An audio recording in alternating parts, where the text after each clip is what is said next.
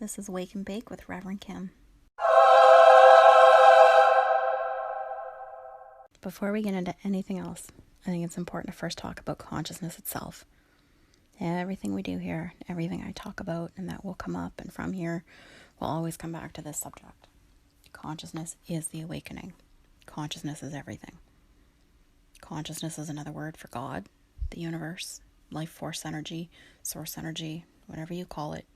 The names don't matter. It's an experience and can only be experienced, which is why it's so difficult to intellectualize and talk about unless you've had the experience to relate it to.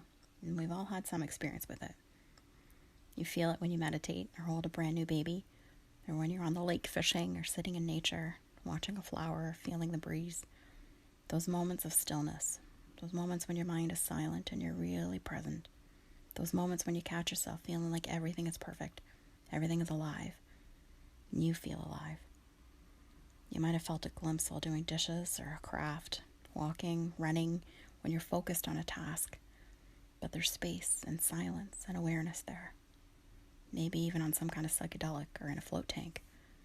Sometimes it happens spontaneously and in a flash, but most often it happens in a process, a culmination of experiences that build. Everyone awakens differently and at their own pace. It can be lonely and hard. Doctors don't often understand it, and it can be hard to find a mental health care practitioner too who can support you through it. But it's the biggest game changer. Once you've tapped in and know, you can't not know anymore.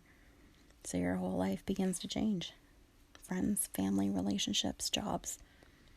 Because your personality and programming begins to change. Your way of being and your vibration is shifting.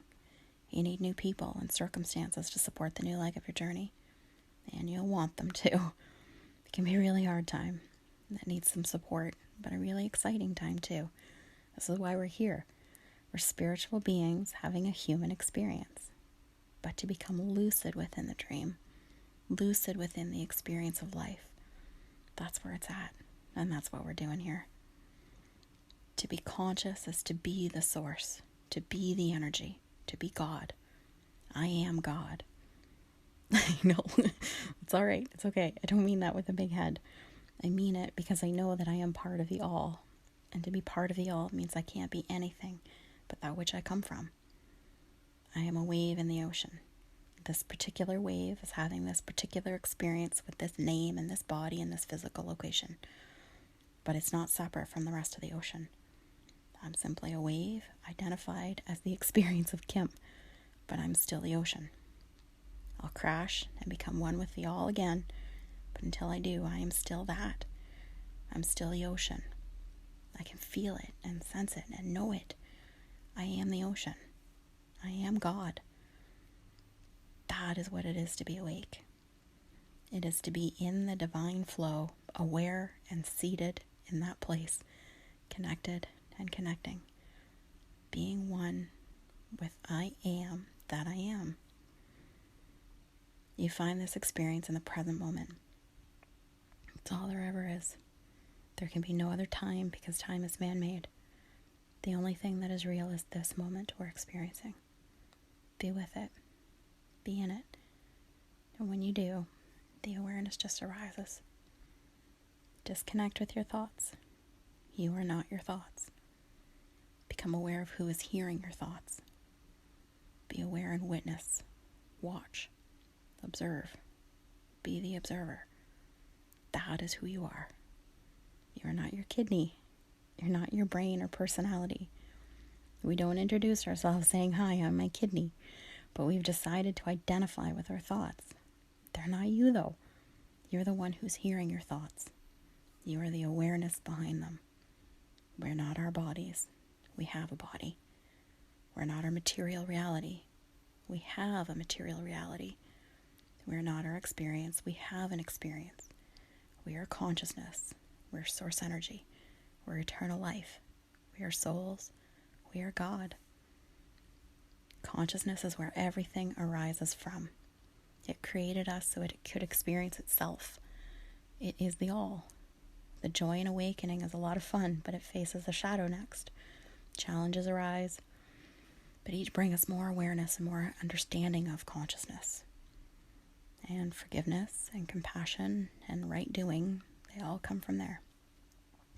Doesn't mean condone bad behavior, but from a higher perspective, you can understand it and then forgive it without condoning or being a doormat. We'll talk about all these things individually as we go. But this is what happens when you awaken. Consciousness is the stream.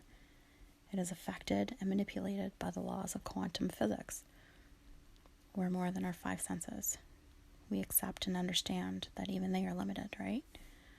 We know that we can't hear a dog whistle. So then isn't it possible that there might be even more we're not immediately aware of? Or that we have more than just those five senses? The sixth sense is real. There's more to this than what's perceived by the five. Kids often learn to shut them down. They're born awake, but they shut them down. Not all do. Psychic or intuitive senses, they come alive when you detach from the constraints of those five senses. When you go within, you tap into and experience the sixth. Nothing's actually experienced outside of you anyway. Everything you feel or hear or smell or taste or see, it all happens within you. It doesn't happen out there. The stimulus might come to you from without, but it all happens within. You see from your eyes and taste from your mouth. You hear inside of you. You perceive the sixth sense inside you too. The kingdom of heaven is within. It's the only place it can be, because there's nothing out there. It's all in here. When you tap into that inward stream, when you feel the connection and know that you are the wave, you're part of the all, and that everyone else is too. When you know that everything you're experiencing comes from this source, and you know that you are the source and creator of your experience, then there's also the space to respond to life. You no longer react to it. You respond with understanding and without judgment. You rise above and beyond duality. There is no good or bad, no evil, no wrong, no right. It simply is. The universe seeks balance. That's the basis of karma. Balance, not punishment. Understanding and compassion are byproducts. Balance, non-duality. That's where forgiveness comes from. Forgive them, Father, for they know not what they do. It comes from this place. Conscious parenting comes from this place. There's no ego. There's no wants, no desires, no judgment, no expectations, no disappointment, no disapproval or encouragement even, other than to be who they are, to be who you are. You are consciousness. You are eternal energy.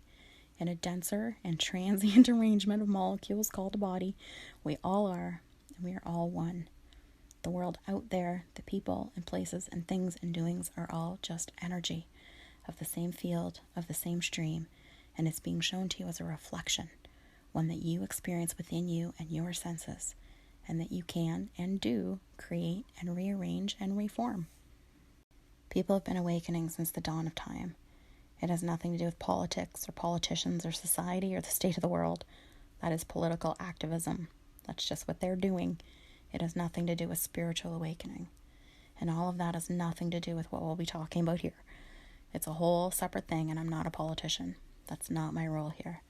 Not to say that there isn't room for improvement out there, but we'll be talking about things like this, the things that trigger us, like religion and politics and family.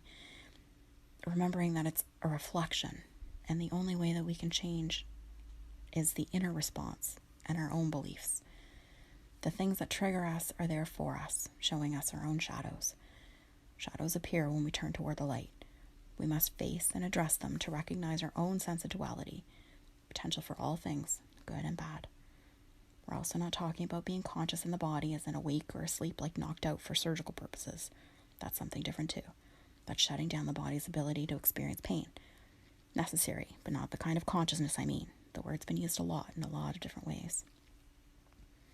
Here we're talking about spiritual consciousness, being spiritually awake, and all that comes with it. It's not an easy process. In theory, it is, but putting it into practice is where the work comes in. And it's the work that has to be done if you really want to embrace this path for all it can be. Not everyone will, not everyone has to. Not this time around anyway. But if you're here and listening to this, then there's some part of you that is ready. And readiness is most of it. Real readiness. It's for those who know the readiness and the realness of literally falling to your knees, of those who know the pain of begging for clarity, of pleading and surrender. It's for those who are ready to face yourselves and all of your shadows and own everything you may have been wrong about, the suffering you've endured, the suffering that you have caused, the mistakes that you've made. The path opens right up when you're ready to let go of the beliefs that you hold tight, to admit your own shortcomings and your own desires too. You have to let go of control. You have to let go of self-righteousness. You have to let go of judgment and condemnation. It comes naturally when you rise above and beyond the realm of duality. God is forgiveness because God is non-duality. There's no good or bad. There simply is. And the is perfect balance. It doesn't kill each other, or lie, or cheat, or steal because it understands to do so would be to harm itself. It also has no reason or desire to cause harm. When there's no self, there is no fear. There's no insecurity, or jealousy, or anger, or danger. There's no offense taken. There is no I. I am that I am. I am love. And love does no harm. Naturally, on its own, without fear of punishment or judgment or consequence. All on its own. Love loves. But you have to let go of the life as you've been living it. You have to let go of the self. Let's wake up and know the truth of who we are. We are the light. Be the light. Let's light it up and bask in it. Let's wake and bake with Rev Kim.